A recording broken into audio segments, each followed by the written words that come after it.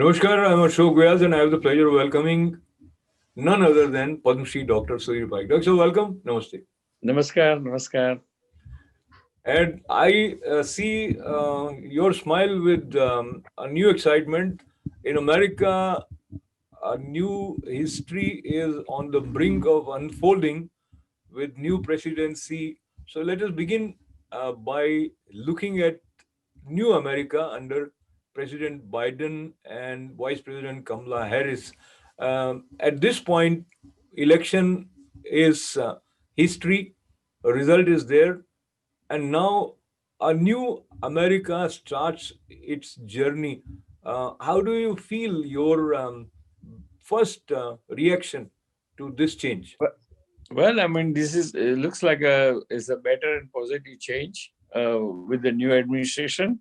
So we welcome our new president, 46th president of USA, uh, Joe Biden, and we wish him good luck and congratulate him, and also to the Vice President Kamala Harris, and I'm sure they will do uh, a much greater job.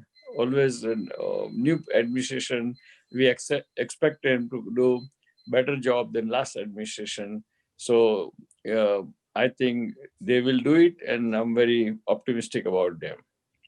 So I am happy about your optimism as well as hope, and I think that is the spirit with which democracy can function smoothly by accepting the one who is elected and supporting him wholeheartedly, whatever team it be.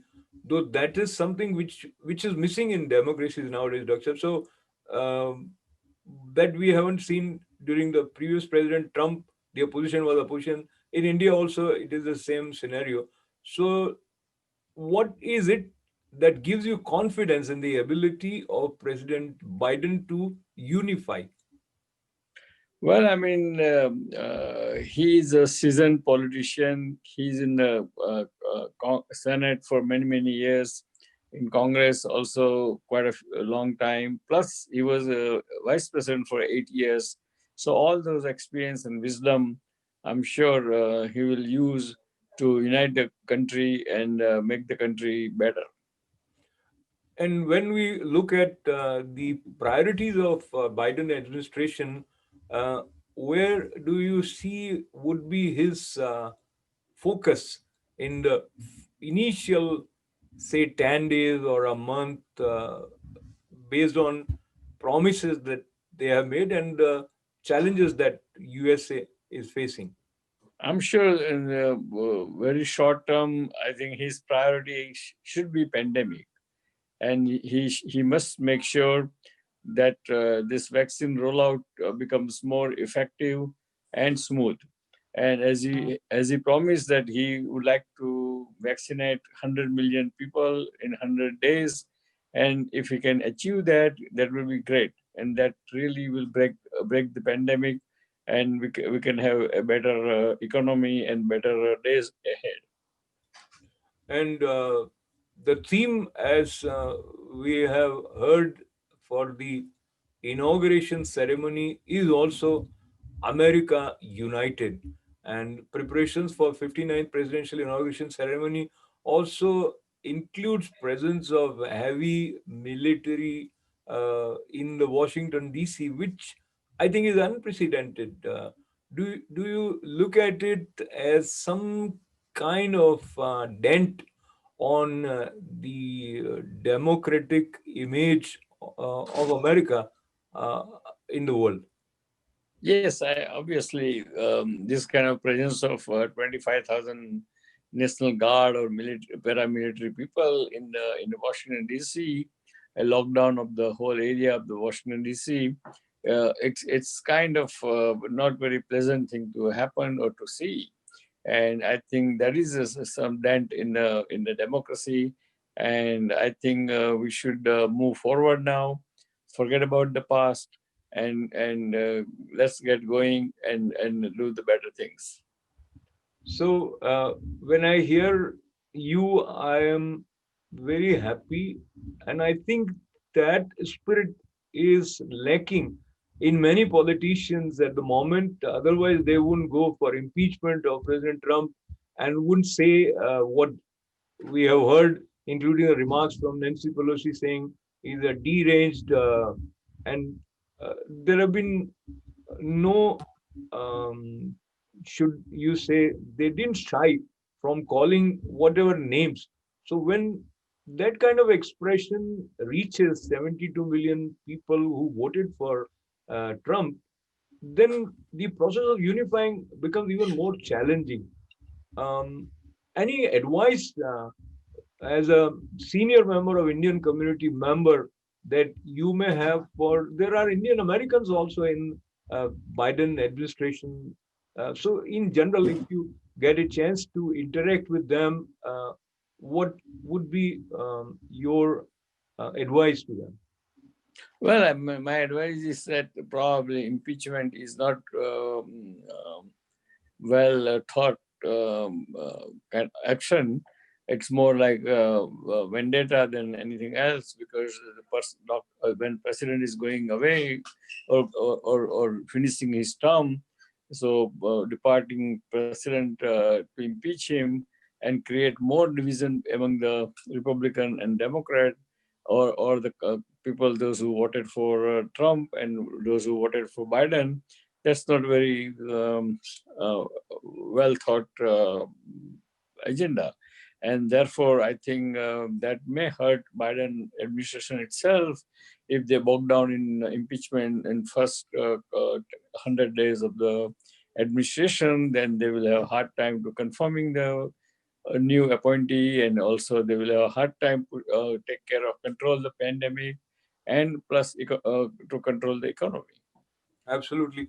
And I also feel happy that some of the ideas propounded by President Trump are taken in the true spirit, especially in terms of the stimulation package, and the President-elect Joe Biden's nominee for Treasury Secretary Janet Yellen has also urged lawmakers to act big. And what that brings in front is the proposal that stimulation package would shift 600 to $2,000 for common folks, and there are some other provisions. So, your response to this news? Well, I mean, larger package is good for those who are suffering because of pandemic.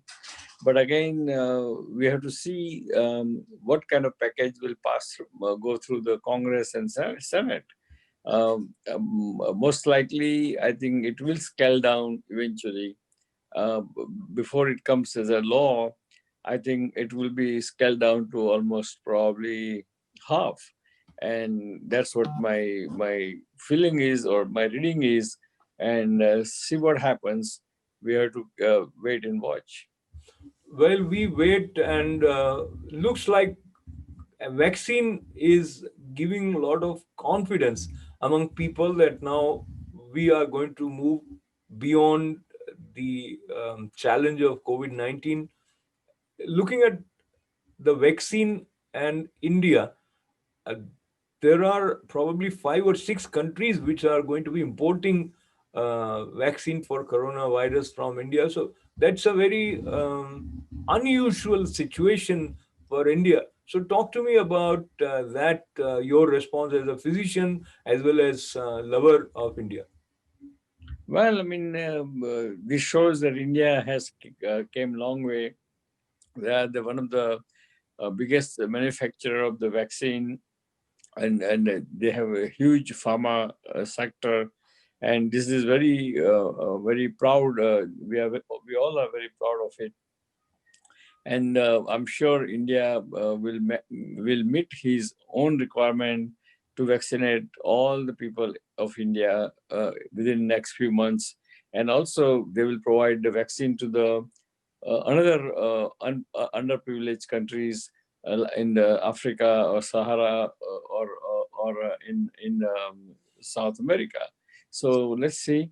I think India is one of the leading country for production of the vaccine, and I'm sure that vaccine made in India would be very, very, very, very effective and beneficial. Absolutely.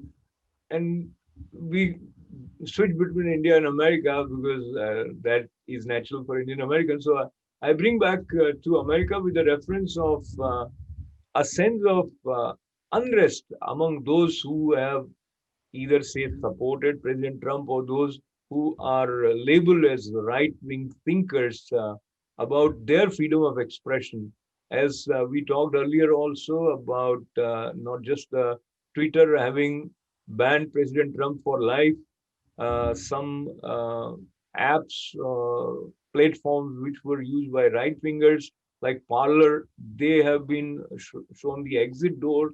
Uh, this kind of atmosphere where people feel that they are restricted from expressing themselves because of their uh, views which or ideology which doesn't match with the ruling party. How do you see this impacting uh, America as democracy as we move forward under uh, President Biden? Well, I think leadership under President Biden will help to control the pandemic, to help provide the vaccine to all the billions or millions of people in India, as well as those who are underdeveloped countries. And I'm really very confident that India will be doing a great job. No, I'm bringing back the reference of freedom of expression under President Biden, as I mentioned about Twitter account of President Trump and Parler, and so there is a sense of unease about checked freedom of expression under the new administration. I agree. There should be a freedom of expression. There should be a First Amendment right of everyone to express themselves as they fit. So any ban by the Twitter or Google, it's ill-advised, because eventually, if you ban something, then they have to change themselves, and they have to be ready to accept the liability too.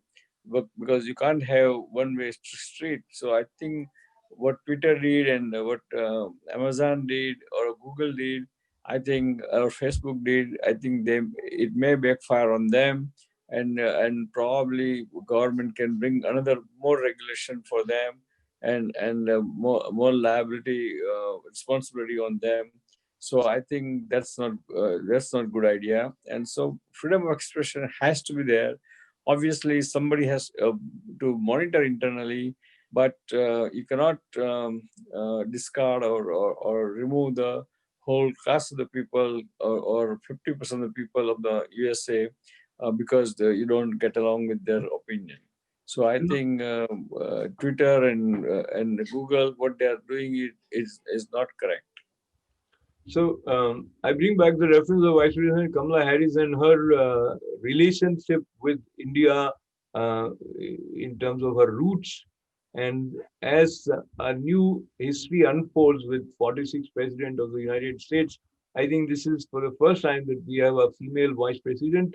Um, Based on the general statements and impression that many people have from the expressions of Kamala Harris, that she has not been very supportive of India's stand, and some of her comments were seen as a kind of question mark on her respect for India's integrity to decide on its own.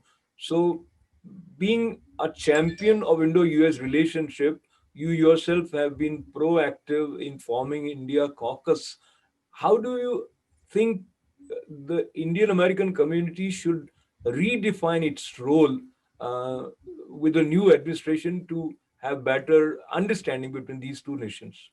I think Indian American community has to play a very aggressive, proactive role in order to boost the U.S. India relation. And obviously, we know that Vice President Kamala Harris has some different opinion on different subject, but that is our duty as an Indian American to educate the vice president, or convince the vice president what what is the point of view of government of India, and what we think as an Indian American in for India. And therefore, I think uh, it's very important and very critical that all our Indian American patrons should take part in active politics in USA. And as we move towards the concluding part and talking about active politics, and gradually, I think from the time when you started becoming active and raising concerns of India on high platforms, there have been more Indian Americans who are active in the mainstream American politics. And your quick impression on, like, we have council members being elected and that election. So you see a lot of Indian Americans more active than what probably they used to be about, say, 10 years ago or 20 years ago. Yes, I agree with you, because even right now we have five Indian American origin congressmen in the Congress, as well as you know that Vice President herself is a South Asian origin or descent. So I think it is, and there are so many Indian Americans are on the state level as a assemblymen or state senators, and I think it's very exciting to see them as our representative, and more young generation should take part in the mainstream politics and be part of the politics. Absolutely. So thank you very much, Dr. Saab, and your parting words for our viewers from today's session. Well, dear friends, would like to congratulate our 46th President Joe Biden and his team for new era, Biden era, for next 4 years. And I'm sure all our support from the Parikh Media and ITV Gold and Indian American community will be with President Biden.